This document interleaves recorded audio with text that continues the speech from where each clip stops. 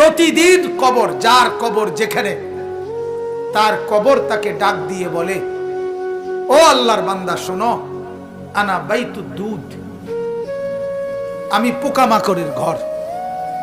আমার বাপ শুনেন, যুবক আপনারাও শুনেন, আপনারাও শুনেন, কবর কিন্তু নির্দিষ্ট কোনো বয়সে যায় না বাপ।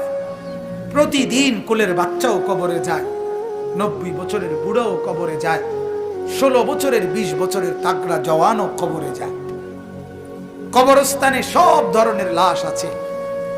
এজন্য কবর ডেকে বলে, ও আল্লাহর বান্দা, আমি পোকামাকড়ের ঘর। সেই ব্যক্তি যে একটা মশারি ছাড়া, একটা সামান্য মশার কামড় সহ্য করতে পারো না, একটা মশা কানের কাছ দিয়ে গেলে তোমার ঘুম ভাঙ্গা যায়, মশারি টাঙ্গাও, কয়েল জ্বালাও, অ্যারোসল লাগাও,